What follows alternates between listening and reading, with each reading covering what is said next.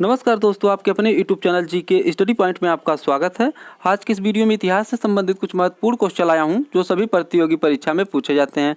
तो चलिए आज की इस वीडियो को शुरू करते हैं। पहला प्रश्न देखते हैं, इल्तुतमिश की मृत्यु के बाद दिल्ली सल्तनत का शासक कौन बना था? जिसका सही उत्तर है वह है रुकनुद्दीन फिरोज। रुकनुद्दीन फिरोज इल्तुतमिश का पुत्र था जो एक अयोग्य शासक था। अगला प्रश्न देखते हैं, रुकनुद्दीन फिरोज दिल्ली सल्तनत का शासक किस सन में बना था? जिसका सही उत्तर है वह 1236 ईस्वी में।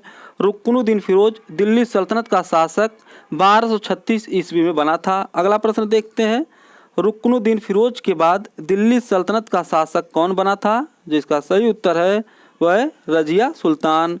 अगला प्रश्न देखते हैं, रजिया सुल्तान दिल्ली सल्तनत की शासक किस सन में बनी थी? जिसका सही उत्तर है वह 1236 ईस्वी में। अगला प्रश्न देखते हैं, मध्यकालीन भारत की प्रथम महिला शासिका कौन थी? जिसका सही उत्तर है वह रजिया सुल्तान।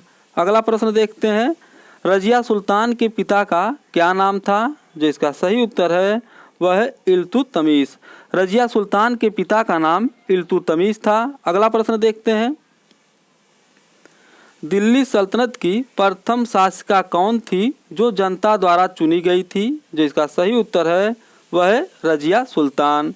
अगला प्रश्न देखते हैं, रजिया सुल्तान ने मलिक जलालुद्दीन याकूत को किस पद पर नियुक्त किया था? जिसका सही उत्तर है वह अमीर ए अखूर यानी कि घोड़े का सरदार के पद पर नियुक्त किया था। अगला प्रश्न देखते हैं, रजिया के विरुद्ध प्रथम युद्ध दिल्ली सल्तनत के किस अमीर ने किया था? जिसका सही उत्तर है वह निजामुल मुल्क जुनैदी ने। अगला प्रश्न देखते हैं,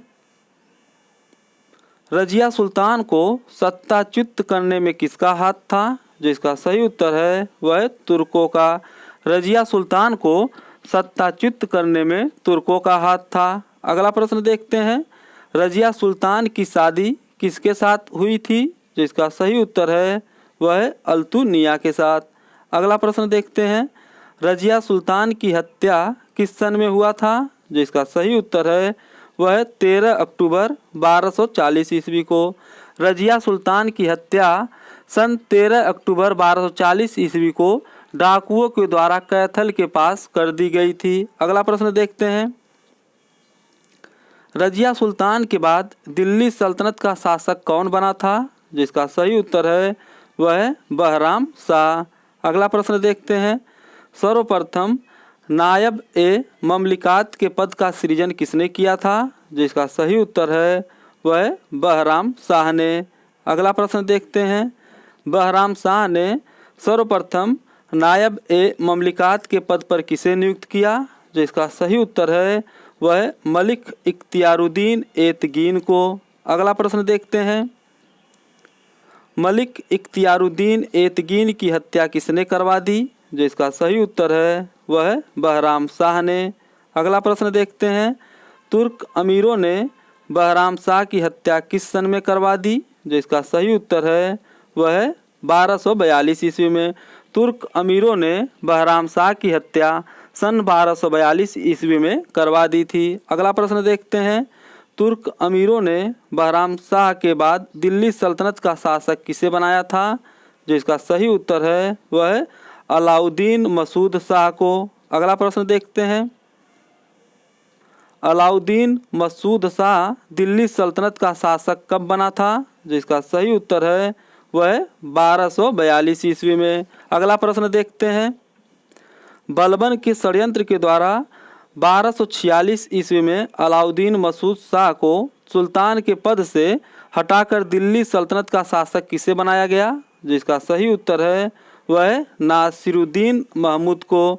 अगला प्रश्न देखते हैं, दिल्ली सल्तनत का कौन सुल्तान टोपी सीकर अपना जीवन निर्वाह करता था? जिसका सही उत्तर है वह नासिरुद्दीन महमूद। अगला प्रश्न देखते हैं, बलबन को दिल्ली सल्तनत के शासक नासिरुद्दीन महमूद ने किस उपाधि से सम्मानित किया था?